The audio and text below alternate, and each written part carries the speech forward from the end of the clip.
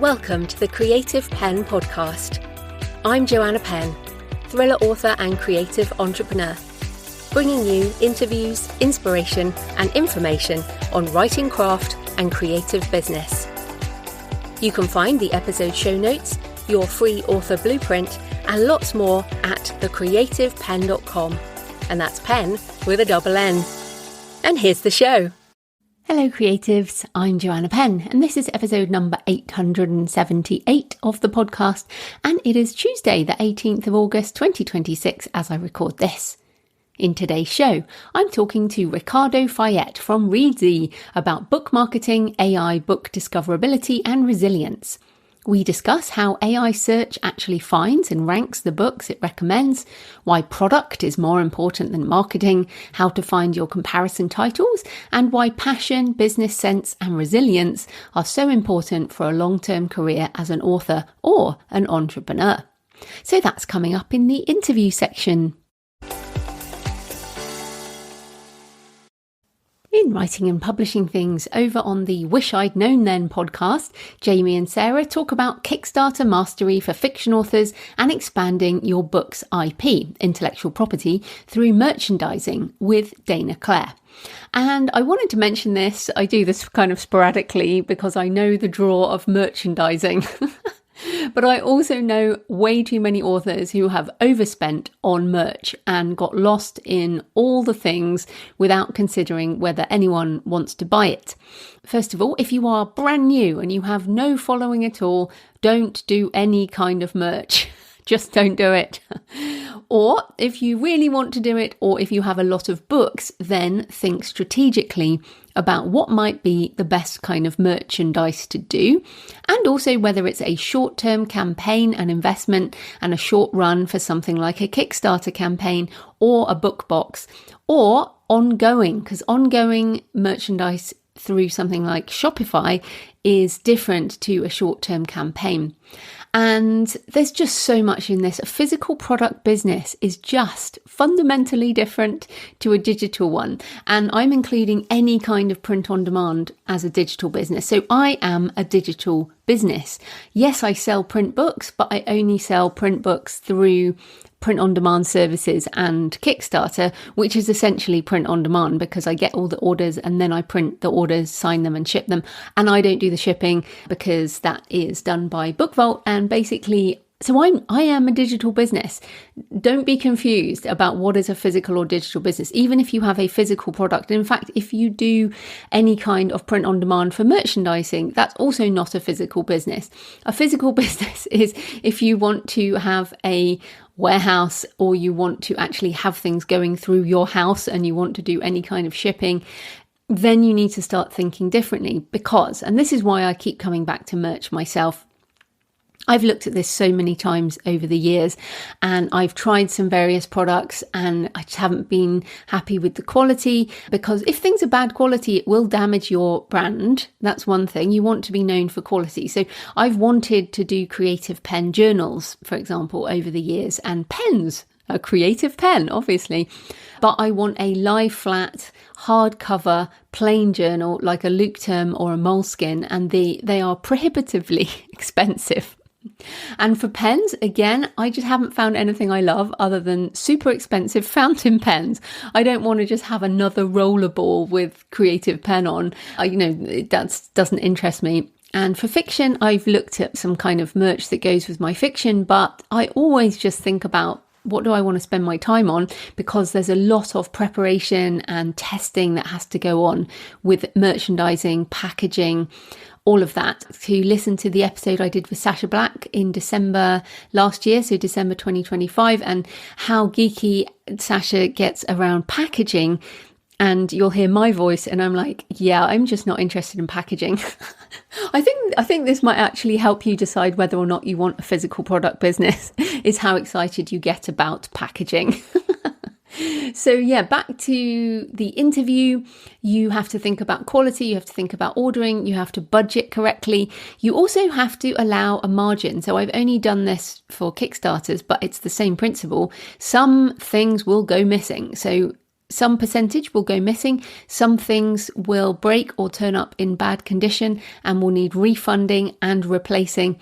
So there are various things to think about when you're doing this kind of thing. I've also looked at mugs. I might do mugs again at some point, but again, they need proper shipping. They need to be good quality and there are breakages. So if you want to do any kind of merch, back other authors, buy from Kickstarters, buy book boxes, have a look at what is good, what is not good, what you love, what you might keep, what is a waste, because things about sustainability are so important now. You don't want things just going straight to landfill. Does the production method fit your brand? I mean, one of the things I like about print on demand is there's no waste, in that books are not pulped because, well, they're not pulped at the beginning. I mean, for sure, they might end up getting pulped at some point, but the publishing industry is notorious about pulping, because they might say, oh, I've done this 50,000 book print run, and then if they don't sell in the bookstores, they just get pulped. So what you want to think about all those things. The other thing, if you're doing merchandising, make sure you have a license to use your book cover image or whatever went into that image. So if you license stock art or commission a book cover that uses stock art, the license is usually for a certain number of books, or books specifically rather than merchandising. So you might be able to use an image for a book, but you won't be able to put it on a mug or a t-shirt unless you have got a license for that. So make sure you own the copyright or you have the right to use those images. But yes, anyway, very interesting discussion about merchandising. That's over on the Wish I'd Known Then podcast. On kindlepreneur.com, a guide to writers' conferences. So this is a good timing. This actually came out a couple of weeks ago because conference season is approaching. I mean, September, October, up till Christmas and then into the new year, lots of conferences. So this is a list of mainly US-centric conferences, but more than that, it's really good around why in-person conferences are worth it, how to select the right conference for your level. And this is so important, whether you're just starting out or you're an experienced author in a genre, or you want to break into a new genre, how to plan for conferences, how to survive them. And one recommendation from me, it's research the environment in terms of your physical comfort. So I suffered greatly from the dry environment in Las Vegas, and until I got a portable humidifier. And Colorado, I had the same kind of reaction. I've had laser eye surgery. If you've had any kind of laser eye surgery, you need a heck of a lot more eye drops if you are in those kinds of dry climates. So think about that. Also, in terms of conferences, I won't be Author Nation this year, although I might consider it for 2027, but I am heading to Los Angeles for the Moonshots Conference, which is a techno-futurist conference, where I may well be perhaps the only fiction author, which I'm really looking forward to being on the other side of the speaker roster, I guess. And while author conferences are excellent, it's also very, very good to get outside our industry and learn from others and lift our eyes up to the horizon and bring back what we learn. So if you are going to other conferences that are not for authors, that can actually be super useful and bring that back and do things differently. So don't think that, oh, I'm going to this conference for my day job or something and I won't learn anything. If you go to any conference at all for any reason, one thing you can always learn is from the speakers. If I'm not interested in what a speaker is talking about, I will be sitting there taking notes on them as a speaker. What kind of speaking tricks are they doing? How are they connecting with the audience? How are they using their slide deck? How are they bringing their own stories? I mean, there's always stuff to learn, whatever you are doing. And then I also wanted to mention the Tetragrammaton podcast with Rick Rubin talking to Stephen Pressfield. And these are two old guys who have been doing creative work for many, many decades. And Rick Rubin's, you might have his book, The Creative Act, A Way of Being. I think many of us got that when it came out. He's a music producer, so quite different to us, but also a sort of a spiritual guy. And it's really interesting because Stephen Pressfield, the same. You've probably got some of Stephen Pressfield's book. Turning Pro is a book I recommend over and over again. But I think it's interesting talking to them because they have been doing this for decades. They've been putting out creative work a really long time. And they talk about the power of resistance. This is one of Stephen Pressfield's key things, resistance with a capital R, and why we need to fight it in order to keep our creative spark and keep producing. Now, I love the idea of resistance and I get it, and I really connected with it as an earlier author. But I don't know whether this is an age thing now, but it's a skill to recognize when something is resistance and when something is an intuitive sense that you need to be doing something else, or that it's not the right time for a particular project. And maybe that only comes with experience, because is it resistance if your body is telling you that you are too exhausted to write, that an hour would be better spent having a nap than getting 500 words down? And only you can answer that question. And of course, your answer is going to be different every day, depending on what is going on in your life, what is going on in your life stage, what is going on with a particular project. But I want you to keep that in mind. I love Stephen Pressfield's work. He's been on this show several times over the years. He gave me a lovely blurb for my Writing the Shadow book, and his Turning Pro, as I mentioned, I recommend. But The War of Art, which is his most famous book for writers, and he also writes military books. They have this sort of fighting mentality. Resistance is part of that. It must be fought. Resistance must be fought every day. But maybe we can be more gentle. And in fact, that's what's nice about this interview with Rick and Stephen over on Tetragrammaton, is they do talk about the muse and the more feminine aspect of the muse. And I have a painting on my wall here next to me, which is a sort of summoning the muse picture. But I'm definitely a fan of tough love. You know that. I do some tough love here, and I'm a fan of finishing energy, and I'm a fan of pushing hard to do the work sometimes, but it is a balance. I also like that in this interview, they talk about the importance of detaching from sales, detaching from reviews or public success, and talking about making your work an offering to God or a form of worship. And whether you believe in God, or if you want to call it the universe or creativity or the muse or whatever it is, an offering to something that's bigger than yourself, a form of worship where you work without attachment to the outcome, which enables your best work to emerge from your soul. And to me, that is what connects with the intuitive aspect of creativity, the spiritual element that we all have, this desire to create, I think is a deep human drive. And outcome things like sales and reviews, and sure, if you're doing this as a business, you have to think about that sometimes, but I think it's less important. You just got to realize that, the meaning of our lives is what we make of it, and creating things that you love. As I say, I have on my wall a poster, measure your life by what you create. It doesn't say measure your life by how much money you make from that book or how many reviews you get or how many people like it. Measure your life by what you create. And yeah.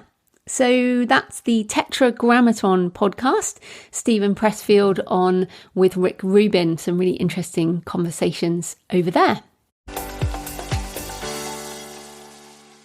And then on AI things, with all the drama going on in AI, I thought it was interesting that Jane Friedman linked to an article reporting that 5 Pulitzer winners and 3 finalists disclosed their use of AI assistants. And it varies from research tasks to making content searchable, to translation, to double-checking work. And this is in a site called neimanlab.org. I'll link to it in the show notes. It says a record-breaking 8 Pulitzer Prize awardees disclosed AI use this year.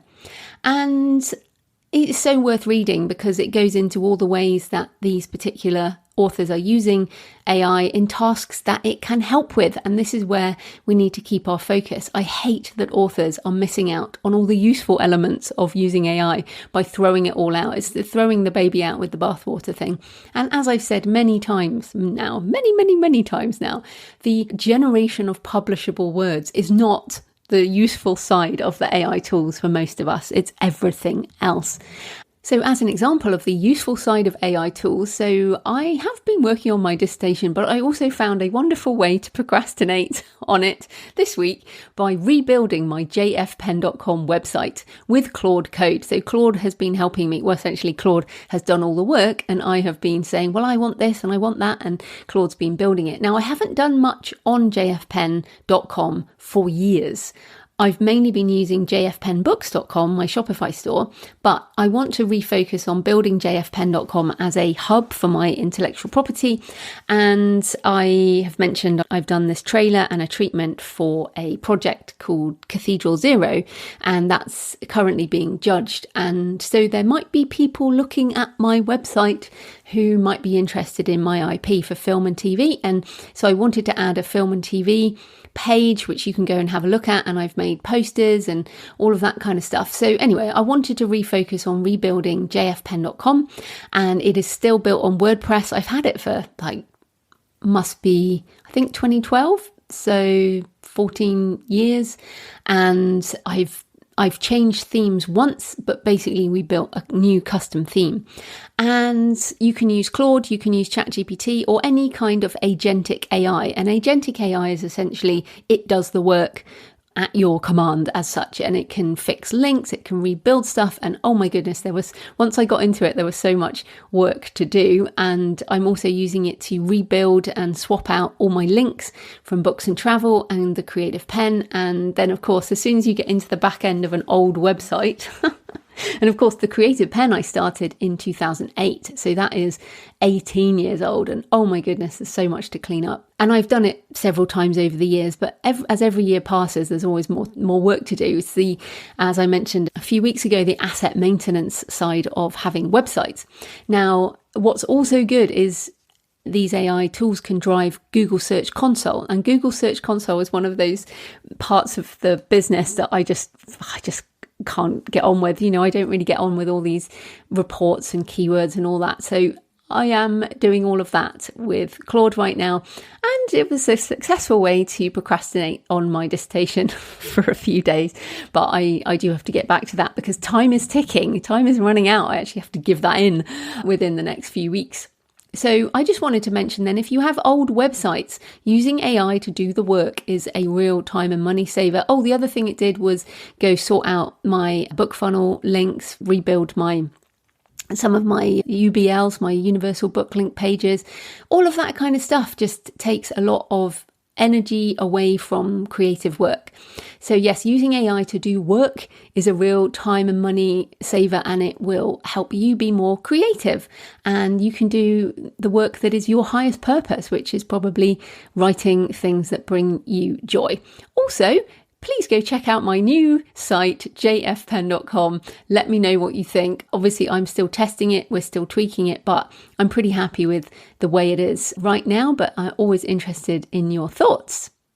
And indeed, thank you for your thoughts this week, your emails, your comments. But in terms of what I said last week, and to be fair, I was a little bit worried about it was kind of a mini rant. As much as I do rant, it was a mini rant. And here's a few comments. Likes to Read on YouTube said, I needed your intro so much. It feels like the indie author space is a scary place right now, but you've inspired me to step away from the negativity, put my head down and get back to work with creating.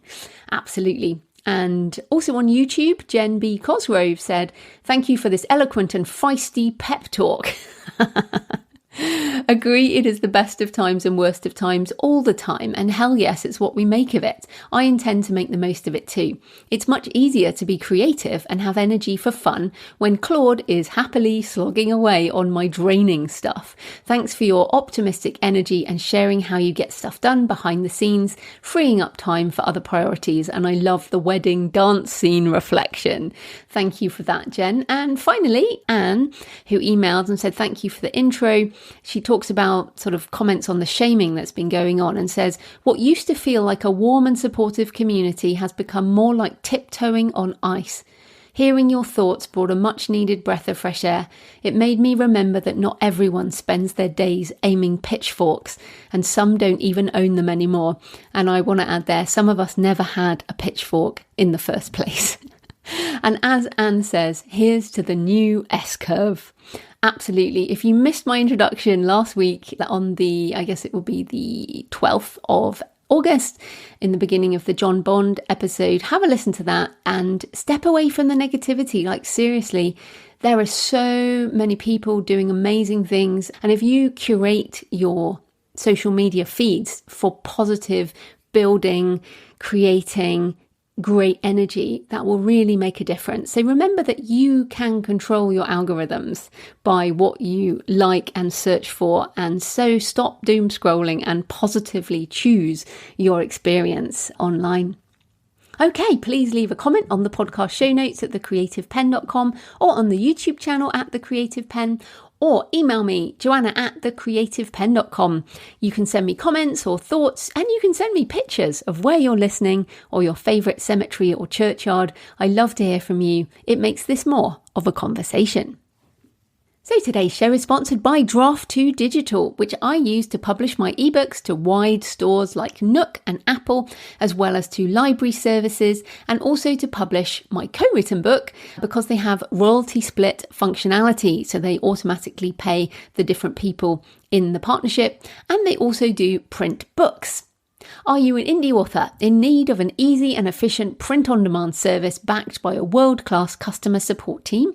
Look no further than D2D Print from Draft2 Digital. D2D Print is ideal for authors who've already published ebooks but haven't yet experimented with print. With D2D Print, you can convert an ebook to a print-on-demand file with just a few clicks, turn an ebook cover into a full wraparound print cover in seconds, choose from dozens of beautiful interior layouts and industry standard trim sizes and formatting options. You can distribute worldwide and order author copies within 32 countries. You can use Draft2 Digital's free ISBNs or your own, and free change tokens every 90 days to make updates to your published print books.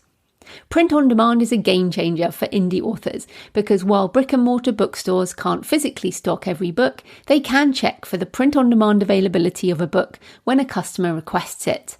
If you only publish digital books, you could be missing a huge opportunity to reach more readers. Let's fix that with D2D Print. Just go to draft2digital.com. That's draft2digital.com. So this type of corporate sponsorship pays for the hosting, transcription and editing, but my time in creating the show is sponsored by my community at patreon.com/thecreativepenn. And I should say my community is AI curious and or AI positive, and we talk about lots more of that over there. Thanks to the 7 new patrons who've joined this week, and thanks to everyone who's been supporting for months and years. If you join the community, you get access to articles, video and audio covering writing craft, author business and AI tutorials. Last week, I shared how to use Claude and ChatGPT with track changes on MS Word. And that is just super useful. The Patreon is a monthly subscription, the equivalent of buying me a black coffee a month or a couple of coffees if you're feeling generous. So if you get value from the show and you want more, come on over and join us at patreon.com, patreon.com/thecreativepenn. Right, let's get into the interview.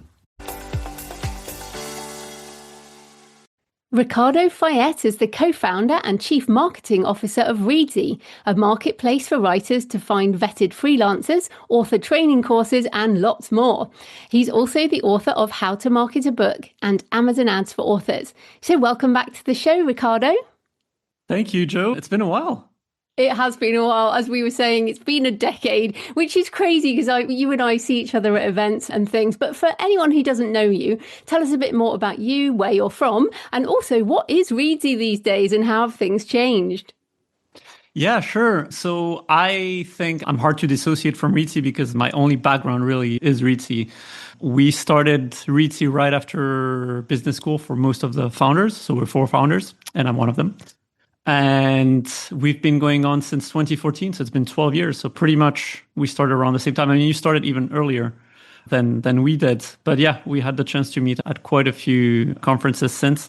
And I think the main thing we're still known for is our marketplace. So since the very beginning, Reedsy is a curated marketplace where authors can come in and look for editors, cover designers, marketers, ghostwriters, literary translators, author website designers. So pretty much any freelancer you would ever need to hire throughout your writing career. And that's how we started. That's our main source of revenue and our main business. But since, as you mentioned, since then, we've also added courses, live events. So we've got a membership under Reedsy Learning.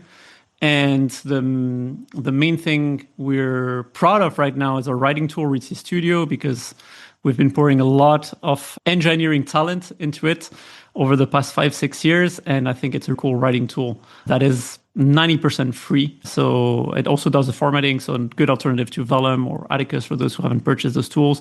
So yeah, there's a lot of things that Reedsy does at this point, which always makes it hard for me to describe what we do. But you generally serve writers. That's probably the crux of it. Exactly. Yeah. We're mostly at the production stage. So we help, the thing we say is we help authors make beautiful books, right? That's a little bit the tagline that sort of applies to 90% of what we do, though we also help a little bit with the marketing side of things. And then just tell people where your accent is from. So I'm half French, half Italian from my parents, and I was born in Spain. So depending on my mood and the moment, it might be anywhere from French, Italian, Spanish. It's anyone's guess really at this point. Yeah, exactly. But you've been part of the indie author ecosystem, as you said, since 2014, and you're often at the author conferences, and because you stay abreast of everything that's going on. So what are the biggest changes you've seen in the industry since you started out? Like you said, you guys came from business school, you chose to come into the industry at a particular point, and yet things have changed. So what do you think are the biggest things, and how have you seen authors adapt? Yeah, it's crazy the amount of things that happened in the past 10 years. Obviously, we came into the industry as a result of Amazon launching Kindle Direct Publishing and the Kindle store becoming one of the number one places where people buy books. That's what enabled self-publishing in the first place as an industry. And we wouldn't exist without self-publishing being a thing. But then I think probably one of the biggest changes that happened was the introduction of Kindle Unlimited and various other subscription models. And perhaps as a response to that, afterwards, I would say direct sales is the other massive change that happened in the industry. So the ability for authors to sell direct to their readers via their websites or running Kickstarters. Basically the ability to reach your customers directly. And now, obviously, artificial intelligence is probably the biggest change of them all. Not just in publishing, across every industry, but of course, it's going to affect publishing very strongly, and it has already started making big waves. So I would say those are the three main changes that we've seen happening in the industry. Just interestingly, given that you're French, Italian, Spanish, European, has the pace of change been the same in mainland Europe? Because you and I have also met up at European conferences, but I just get the sense that each individual European country, the UK included, as I include the UK in Europe, goes at a different speed. No, they definitely do. So our market at Reedsy is all in English. We only have an English website, and I would say 70% of our market is US, then 15% UK, and then Australia, New Zealand, etc. We do have clients in continental Europe, but they're mostly going to be American or British expats. A lot of retired people who write books and use Reedsy services. But I think the main reason for that is that self-publishing as an industry hasn't really grown in Spain, France, Italy, the way that it's grown in the US and the UK. Probably because these are countries where book buying habits are a lot more traditional. So all my friends from high school and university in France, they all buy books. They all buy paper books. They all buy from bookstores. They don't really buy from Amazon that much. They love the smell of paper, all these sort of things. And so obviously that makes it harder for indie authors in those countries because they cannot place their books in the places where people buy them, which is traditional brick and mortar bookstores, or at least it's much harder. So there is an indie movement in those countries, but it's much smaller. I'd say Germany is maybe the exception in Europe, where I've seen more and more full-time indie authors in Germany, but I don't think it's a market that's comparable even to the UK. Interesting. Okay, so let's go to marketing because you love marketing. You have a newsletter about it and you have a book, How to Market a Book, same title as mine. And we found each other in our also boughts over the years. You have, however, updated yours several times. 2025 was your last update. Mine was 2016. So yours is definitely the most up-to-date one. So what are your thoughts on how authors can reach readers now? And let's split this into two. Let's start with some tips for new authors who just have maybe one book and are really just starting out. Yeah, first of all, sorry for stealing your title. It's never been a problem. Something. I know, but still, we wanted something more original, and then we realized that for SEO purposes, that's the title we should really go for.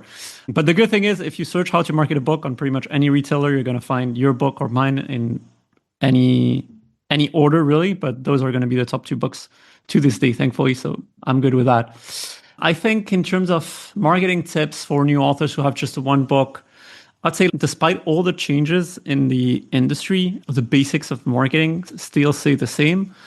And one of my big mantras when it comes to marketing is that product is more important than marketing. So having a great book is going to be more important, in my opinion, than being a great marketer, having a great product. And by that, I generally don't talk about literary value or prose or anything like that, just because I'm not a book critic, I'm not an editor. I have my opinion on whether a book is good or not is worth zero. But from a marketing standpoint, for me, a good book is one that resonates with its intended audience. So the first step for new authors is to basically figure out who they wrote this book for, right? Have an idea of who their target market is. And a great way to do that without entering into jargon, marketing jargon like proto-personas and stuff like that, is to think in terms of comparable titles.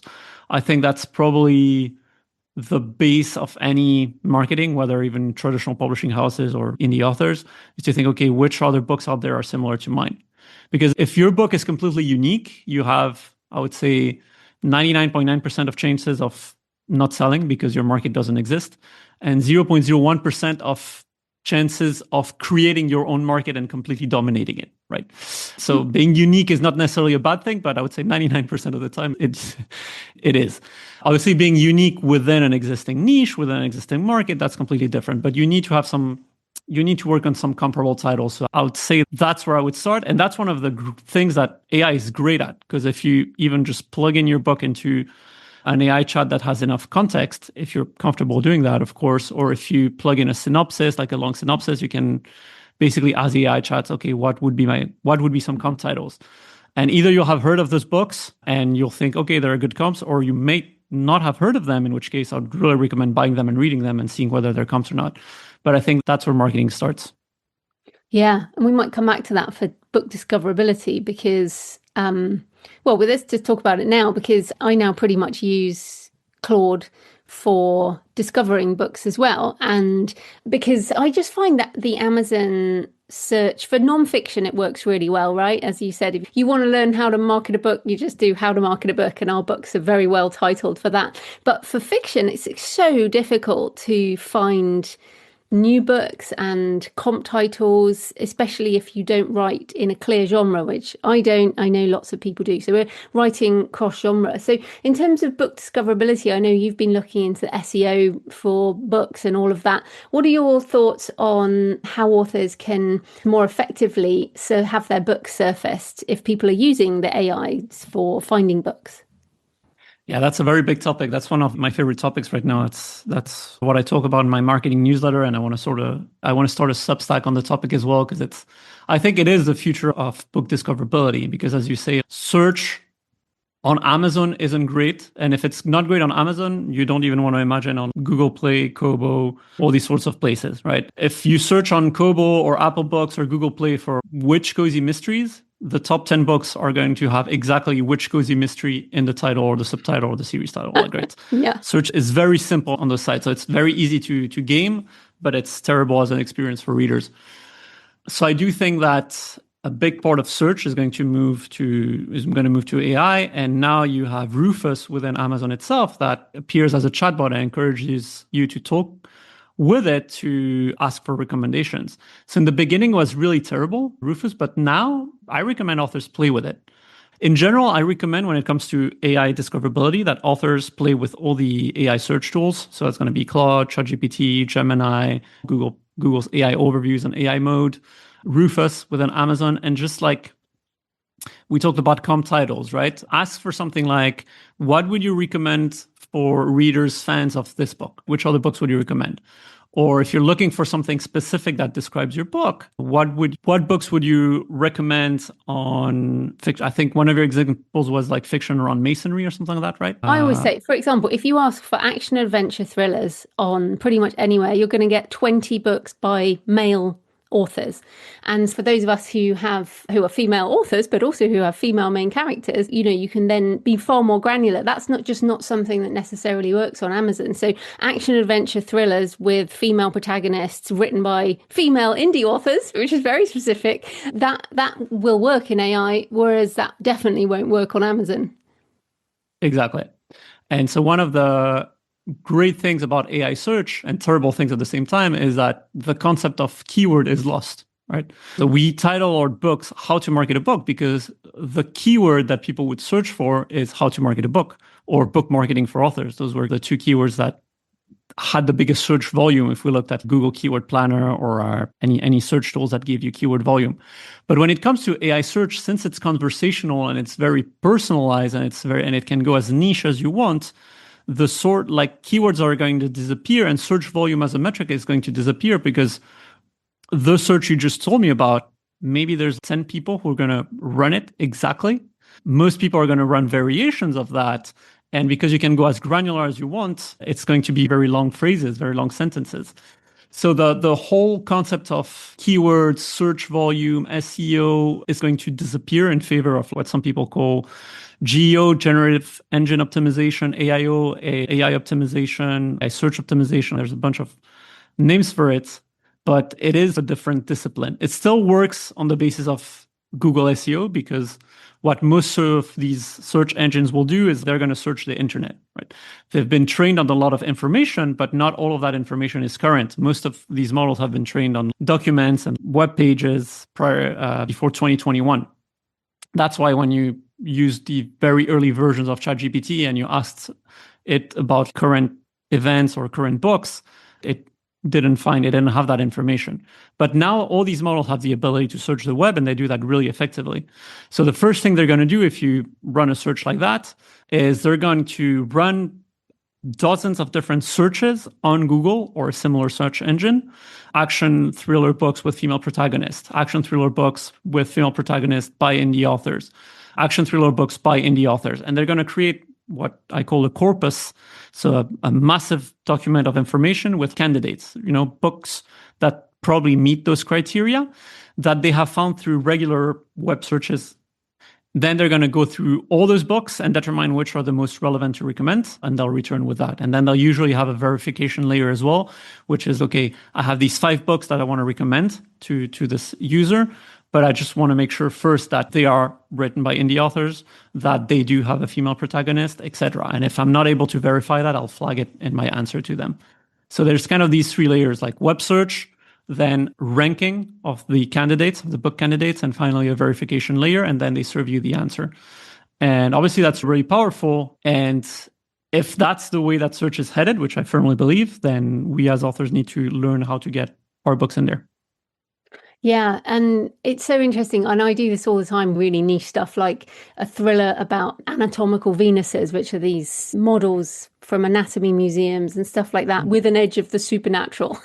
And what is brilliant is that you can find the books that come up. I actually got one that I read and reviewed, and it was fantastic. And so I love the more granular thing, but we're really in the very long tail now, right? It feels like you can write a very nuanced book and it will be surfaced, but only by a few people. So are we now do we have to almost write our books and then try to not even retrofit them in the way that we used to? We used to try and figure out the 7 keywords and all of that kind of thing. And now I almost feel like we just get to be grown-ups. We just get to write the book and put it out there. And these things are more intelligent than the search terms.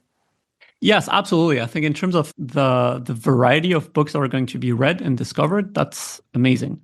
A little bit like the whole indie publishing movement was amazing, because if you remove the traditional publishing gatekeepers, and suddenly zombie books aren't dead anymore, there's zombies are alive again. They've come to life. They've come alive, and so you get a bunch of zombie books again, and that it's not a small niche audience. It's actually a pretty big niche audience that loves zombie books, suddenly has those to consume. And this is a little bit similar on a much, much bigger and more granular scale, because anyone can find exactly the exact kind of book that they're looking for, with the tropes they want, with the type of characters they want, with the type of author they want. And you can basically use any kind of filter. So for discoverability on the side of the reader, that's great. For the authors, I think it doesn't mean that you can just write whatever you want and then rest and readers will find them, because your books still need to have generated a certain internet footprint and a certain review footprint in order to become interesting or recommendable to search engines, to AI search engines, right? Unless you're the only book that an AI search engine can recommend for that specific search, and yours was very specific, so it might have been the only one.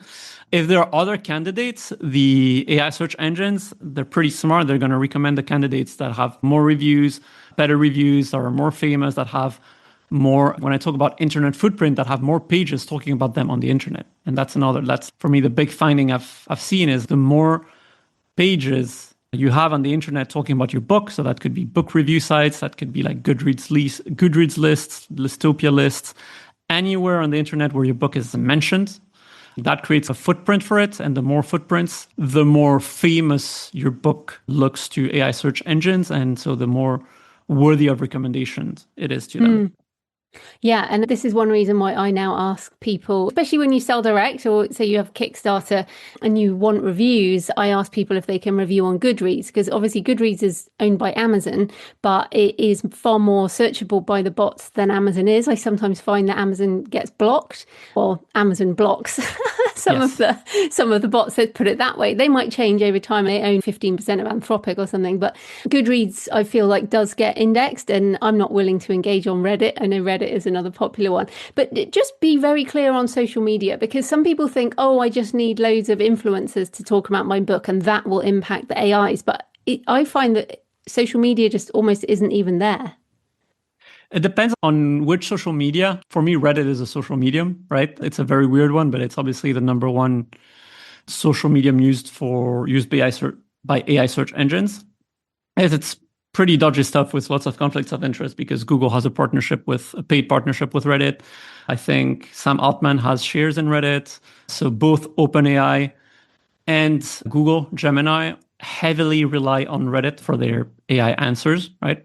If you ask anything from ChatGPT or Gemini, I'd say there are very high chances that in the sources and the citations of the answer, you're going to find Reddit, right? And that goes for books as well. Every time you ask for book recommendations, Reddit is going to be big for those two AI search engines. Claude, it's a little bit different. They do have a little bit of a relationship with Reddit, but I don't think it's as big. And I found that, Claude relies heavily on Goodreads, not Reddit. And to me, Goodreads is another social medium at the end of the day, right? It's not the kind of social medium we think of, like... It's not TikTok.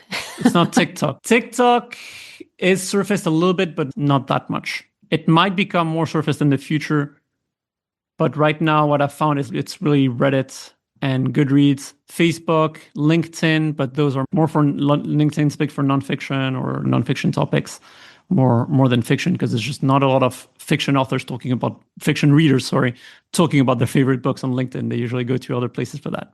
Yeah, it's really interesting. So obviously TikTok has its own BookTok thing. So some people are finding books on BookTok, and some people like me are finding books through asking Claude. And that's just my overwhelming feeling about the industry. We talked earlier about what's changed. When I started, so 2006, there wasn't even KDP. And then KDP arrives, and then you came in 2014, and probably until maybe a few years after that, there was one way to self-publish. And then what what's happened since is this kind of splintering. There are so many ways to self-publish. There are so many ways to reach readers. There are so many ways to market. So someone, for example, could sell direct on TikTok Shop, only market through TikTok, and you wouldn't even know that they existed over in another ecosystem, right? So do you feel like that's happened too, like this total splintering? No, absolutely. I think there's so many different ways in which you can reach your audience now and monetize it as well, that it's absolutely possible. We both know examples of authors who are only visible to their TikTok niche, right? I think the big difference is also monetization, because earlier you also had different ways of becoming well-known. Like you had Facebook, you had potentially Twitter back when it was Twitter, very social media, word of mouth, but where people bought books was Amazon. So that was your monetization. That was either selling your book on Amazon or potentially getting reads after that when KU launched. Now you can sell on TikTok, you can sell direct, you can run Kickstarters, you can start a Patreon or Substack and make your money through there. There are pretty much infinite ways through which you can monetize your content as a creator. And most of those places will also have a discoverability engine built in. So you can not only sell through there and make money through there, but also grow an audience there. And that's probably the biggest competition that Amazon has ever had to face, is this sort of splintering. But for us authors and content creators in general, it's amazing because it's a bunch of different opportunities.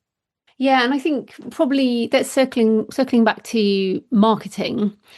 As we've said, some things have changed, some things stay the same. Is the email list still the number one way to market, do you think, for authors who want a long-term career? I think so. It's just the one thing you really own that allows you to communicate with readers, right? Because even if you build a following on TikTok, TikTok can change. And the things we said about Facebook 10 years ago, if you build your Facebook group, Facebook can change, and Facebook changed. Facebook destroyed the reach of pages, and now groups also aren't amazing, etc. So same thing that happened to Facebook can happen to TikTok, can happen to any other social medium. Substack is a bit of a hybrid because it is a newsletter, like it is a mailing list, but it also has a discoverability engine built in. So I still wouldn't really go all in on Substack, but the great advantage there is that you do own the emails, right? So you can move away from it at some point. But for me, yeah, the email list is the one thing that you are completely in control with. And it's still, personally, the main thing I check is my emails every day. I spend more time in my inbox than anywhere else. And I think that's probably the case for most people. So I do think, despite the influx of mails that readers are getting in their inbox, I still think it's one of the most important marketing tools for authors. Yeah, and I still remember when I started my list in December 2008, and I still have people on the list since who've been with me that whole time, and have moved email list services several times as well. So I think that's important too. And the sort of the care of that list too is so important. One of the things that I think I am annoyed about with the Substack, like I don't have a Substack, but when I follow some people's, and it's always constantly trying to get you to sign up to other people's lists, trying to subscribe you to this or that, the other. And I'm like, that's so annoying. And so, and now I've found on all these email services, they're trying to pair you with other creators and cross promote and all of this. And so it feels like just even the email list is becoming a difficult place unless you really protect it and make sure that you're not just protecting your list, I think, and remembering that those are people who've bought your books, or people who read your emails, and like people listening to this, these are humans. Sure, some bot might be looking at the transcript, but humans listening to this are individual humans with individual email lists. And we tend to forget that, don't we? As you get a bigger list as such, you think about it as a big number, whereas it's still individual people. Yeah, it becomes a number, it becomes metrics, the open rate, the click rate, and all that. But the great thing about email is that you get replies in your inbox, and there you remember that there are actual human beings who write you back. And I think for them, for readers, the ability to write back to an author and get a response is just amazing. Right? If you write to your favorite author and they write back to you, that's the best feeling ever as a reader. So I think still email is one of the best ways to turn your readers into fans and into super fans of your brand by just interacting with them and answering them. Because it's still, yes, you can answer comments on TikTok, Facebook, and all those places, but it doesn't feel the same as an author answering you in your inbox, I feel. So that you do get that ability to create a real connection with readers directly through email. Yeah, and I think that trust and the reputation is so important. And just in terms of seeing the authors that you've seen over the years, like I said, you've been going to a lot of the author conferences, you know a lot of the authors in the industry, a lot of people will know you from events, but you've also seen authors come and go, and you've seen vendors come and go. Both of us have seen people arrive and we've been like, oh yeah, I wonder how long they're going to last. And then some people do and some people don't. So what are some of the elements that you've noticed about the businesses that last more than a decade? I think they need to solve a genuine problem or offer a genuinely better solution than one that already exists. I see a lot of businesses come in and they do what another vendor already does without doing it necessarily better. And those businesses tend to disappear or linger there, but you don't really hear about them again. But when they solve a real need, like when I still remember when BookFunnel came out, and they've since become massive with one very, very basic thing, which is we will take care of delivering your ebook files to readers. That's how they started, and that's how they became massive. And to me at the time, I was like, that seems like a very small problem because I can just email an ebook file.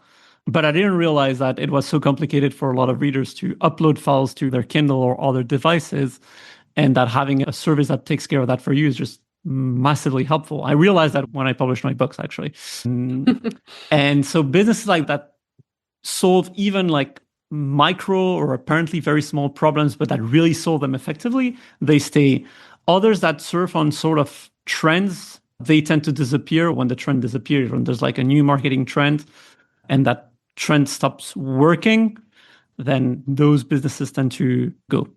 Yeah. And what about the authors who last? Because let's face it, most of us don't solve a problem in a different way. Maybe you could say we solve your entertainment problem in a different version to your last book. But what about the authors who last long term? What have you noticed about them? Two things. The first one, maybe three things. First one is passion. I always say to people who are looking to start self-publishing, I always say that publishing in general is probably one of the worst ways to make money. It's awful. You can pick up any other occupation and it's probably going to be easier to make money. So writers who make a career do it because they need to write, because they have a passion for writing. So a lot of people who come into the industry thinking, I've heard about all these self-publishing success stories. Surely I can write a book and I can market it. It's not that hard. So that's going to be a great way to make quick bucks. Those generally don't last because they don't have that genuine passion. Like at the first hurdle they're going to face, and there's going to be a bunch of them along the way, they're going to quit. The second thing is, I would say, business sense or business education or the basics of business, right? Thinking in terms of marketing, thinking in terms of who's my reader, unit economics. If I'm selling my books at $3.99, I shouldn't be spending a ton of money. If I just have one book at $3.99, I cannot afford to pay $5 on ads to generate a sale. So those kind of basic economics or business knowledge, I think is, if not a requirement, it's a massive plus. And the third thing is resilience. The industry has changed a lot, as you mentioned. There's a bunch of ways now to reach an audience. There's a bunch of ways to make money, but it can also be distracting because you go to one of these conferences and you go back thinking, I got to create my own website, sell direct. I got to launch my Substack. I have to use Claude Code for my ads and three more things. And I have to set up my TikTok shop and do TikTok lives to sell books, right? Because all of those that's what by you hear next at the week. Conference. Exactly. All this by next week, right? And during that 1 week after the conference, you have the energy to start implementing all those things. But afterwards, you're you lose that energy and you go back to, I just want to quit. So you need to have some sort of resilience and the business sense of, okay, I'm going to try this for the next 6 months and I'm going to stick to it and I'm going to see whether it works or not. And if it doesn't work, I'm not just going to despair. I'm going to try something else. And that goes for marketing tactics, but also goes for books. Most authors I know who make a living writing, they didn't get there with their first book or even their first series. A lot of times I see authors who write a couple of series and those series do okay. They sell a little bit, but not much. But it's still that doesn't afford them to quit their day job. And suddenly, based on what they've learned with those first 2 series and what they've learned potentially going to conferences or listen to podcasts like this, etc., they write that third series, that's a hit. That's a hit, and that's instantly much easier to market. And that's when they can afford to go full-time and write full-time because they've found that sort of product market fit.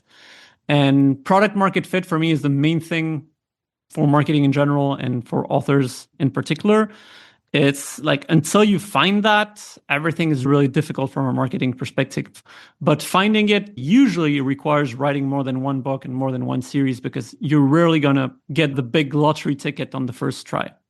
Or ever. I think it's really important. I've never had a breakout book, but I've made good money every year, I think. And Hugh Howey said that the real story of self-publishing is not the people who make 7 figures a year. It's the people who can go on a holiday once a year, or the people who can just put a bit towards their mortgage or whatever. So you may never have a breakout series. I think that's really important too. So you can. That's true. You can't just keep writing and make all right money and be what we call indie mid-list. Yeah, but you got to keep going. You got to have that resilience to keep going. Probably because it's your passion. It's not, You're not chasing that 7-figure series. You're writing because you need to write. Yeah, and you can't stop and you get the bug. I think when you're writing that first book, I'm not sure if people understand that you either get the bug or you don't, I think. Yeah. You've written a couple of books now. Do you think you have the bug or is it more about the business? I definitely don't have the bug. I would have kept writing otherwise. You're a technologist, right? Yes, I'm more of a technologist, more of a marketer. To write my first book, How to Market a Book, I actually had to write newsletters because that I can manage, right? One newsletter a week. Now I don't even manage that. I send it once every 2 weeks when I even can manage that pace. But back then I did one newsletter a week. And that's how I wrote my first book. And because I then put all these newsletters together, and that was before the age of AI, so I couldn't just dump all that to ChatGPT and tell it create me a book based on that. I had to do it myself. Oh, terrible. Terrible, I know. The days when we had to work. No, but that was a really good experiment. And the second book on Amazon Ads for Authors, I actually wrote it from scratch. And I didn't love the experience. I loved the finished product. I'm very proud of it. But I didn't enjoy the experience of writing it. Amazon ads is not the most exciting topic in the world, even for people like me who actually enjoy Amazon ads.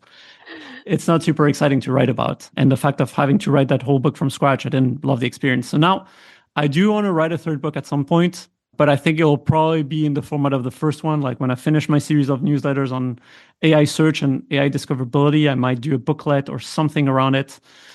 But we'll have to see. It's not my favorite thing. It's a good thing I don't need to. Yeah, it's a good thing I'm not an author, basically. No, but I think that's really great to recognize. You actually have written books that support your business. And that is very common for nonfiction writers. That's completely normal for nonfiction authors. So I think that's another important thing for people to recognize is the reasons we write are different, the reasons we market are different, and we all have different approaches. But as we wind up, and obviously you talked a bit there about how easy it is to generate books with AI, and that is probably one of the biggest things that people are worried about. Now, those of us like you and I have been talking about AI at conferences and things for years now, and neither of us are afraid of it. I think basically because both of us use it and we're technologists, so we just get on with it. But there's so much fear in the community. There's so much negativity. You mentioned Substack, and now they've integrated Pangram, which is sort of renowned for false positives around what is with AI. And so people are very worried. But if we look forward and we look the next decade, this is not going away. This is going to change a lot of things. So how should authors be thinking about AI, do you think, if they want to prepare for the next decade? I think they need to play around with it, because you and I know that until you actually use it, you don't realize what it's capable of. And we've both had these moments of, oh my God, I'm going to be out of a job, or oh my God, this is incredible, the kind of things it's able to do. But you also realize by using it the things it's not great at, or the things it can be good at, but needing a lot of human input. And there are courses out there, there are books, there are a lot of things, but for me, the most important thing is to start playing around with it. And so you can pick one specific topic to play around with it. Probably the one thing that either something that you've meaning to get into for years and haven't done, or something that really annoys you. Looking at the results of your Facebook ads. If you run Facebook ads in the first place, and when you log into your Meta dashboard, you cannot make sense of it. Yeah. Take screenshots or download the data, feed it to an AI chat, and talk with it. One of the biggest things, one of my biggest tips when talking to AI chats is asking them questions rather than asking them for things to do. Because if you just feed it your advertising data and you tell it, tell me what I should do, the chat has no context about what your ads are about, what your goal is, et cetera, et cetera. But if you feed it just a screenshot and you say, here are my ads, I would like you to help me make sense of them. What do you need to know from me in order to help me with this? And then it's going to start asking you questions. Okay, what are you advertising? They're books. Okay, what kind of books? Where are you selling? Are your ads going straight to Amazon or retailers, or are they going to your website? If you sell direct, okay, are these conversion ads, et cetera, et cetera. So you build that context and they can help you with it. So that's just one example, but I would pick one thing that you want to test AI with zero expectations. Don't expect that by the end of the week, you'll have a full system for understanding your meta ads thanks to AI. You might get to that, or you might not, but at least you'll play with it and you'll understand its capabilities. You have a sort of understanding of how it works and how you can potentially use it for other things.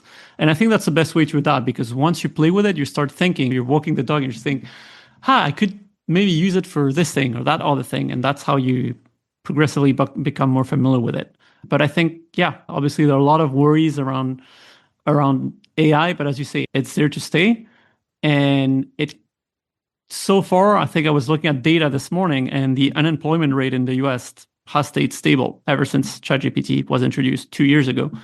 So there are a lot of narratives out there around like it's going to replace humans, it's going to replace jobs, etc., which it might do, by the way. I'm not great at predictions usually, but so far it hasn't. So what it will definitely do, however, is completely change the way we work.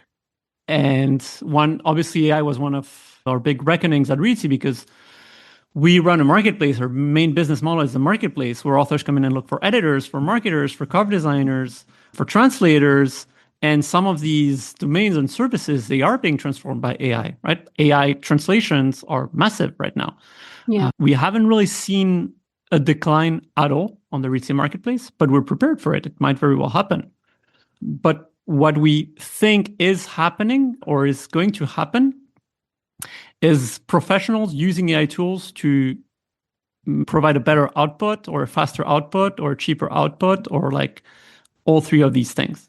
And so, for example, we now have literary translators who say they're open to editing AI translations, right? So you can come in, you can have your book translated with AI, whichever tool or method you choose for that. And then if you want a set of human eyes on it, you can hire a literary translator who's open to working on an AI translated manuscript. And that's obviously going to be much, much cheaper than paying 10 cents per word from scratch for a literary translator. So I'm not necessarily recommending you completely bypass literary translators or you go this way, but you have options, right? You have options for different sets of budgets. And I think all these human editors, narrators, translators, designers, etc., they're not going to disappear, but they might have to reinvent the way they work in the future. As we all are doing, as you say. For me, mostly it's the business side, working getting Claude to help me with business stuff, like even bookkeeping.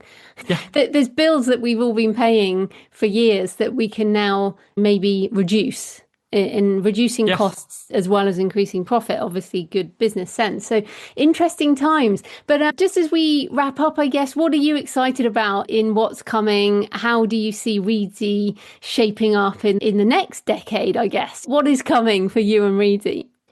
No, we're really excited about the decade to come because it's obviously 10 years for a startup is a long time. I think most startups after 10 years, the founders are gone. Yeah. Or they've exited or they've sold or whatever. We've stayed, we're the same founders and we're still as excited because I think we have new products, right? And we're working on new things. And as I mentioned at the beginning of the episode, Reedsy Studio, our writing tool, is probably one of the things we're most excited about because first, it's getting adopted very fast. It has startup-like growth that we hadn't seen for other products in a long time. And it has very cool technology built in. We probably have a team of 10, 15 engineers now working full-time on it and adding a lot of things. So we've added templates for plotting your book with relationships between different characters and places and magic systems and things like that. We've added writing goals and writing statistics. We still have the free export. And one very cool thing we've added is real-time collaboration. So just like Google Docs, you can write in real time with a co-author, or you can get an editor to work in there live with track changes. So you could have an editor working on chapter 1 while you're writing chapter 3, for example, that kind of thing. It's really powerful technology. And that's one of the things we're really excited about for the future. I think a business, just like authors, we've got to reinvent ourselves. We've got to find ways to keep things exciting and keep motivated. And that is definitely one of them. And when adoption goes along with it, then that's obviously super satisfying. Brilliant. So where can people find you and Reedsy online? So Reedsy, you can find at reedsy.com or reedsy.com. And there you'll find the whole suite of tools and services. For me, you can find me mostly by email, as I mentioned. That's the one place I check consistently every day. And my email address is ricardo@reedsy.com. So again, reedsy.com and ricardo@reedsy.com. You can email me any questions you have about this episode, about AI book discoverability, about marketing, about Reedsy. I always try to answer every email I get because I think when we started Reedsy, I really appreciated people like you and some other agents and editors and authors we contacted who were influential in the industry who actually answered us and took the time to do that. So now I try to answer every email I get because, I feel like we've been very lucky in the beginning to have those people answering our emails. So we should do the same. Oh, well, thanks so much for your time, Ricardo. That was great. Thank you, Joe. Thanks for having me again. So I hope you found the interview with Ricardo interesting, and I know many of you have met him at various events and he's very friendly. So if you are at an event and you see Ricardo on the Reedsy stand, definitely say hi. Tell him you heard him on the show as well. Let me know what resonated with you from the interview and also from my introduction. Please leave a comment on the podcast show notes at thecreativepenn.com or on the YouTube channel, or email me, joanna@thecreativepenn.com. Also send me pictures of where you're listening or your favourite cemetery or churchyard. Next week, it's back to writing craft. I'm talking to Jessica Brody about her book, Page 1 to Done, Fast Drafting Your Novel. So happy writing, and I'll see you next time. Thanks for listening today. I hope you found it helpful. You can find the backlist episodes and show notes at thecreativepenn.com/podcast. And you can get your free author blueprint at thecreativepenn.com/blueprint. If you'd like to connect, you can find me on Facebook and X at The Creative Penn, or on Instagram and Facebook at JFPennAuthor.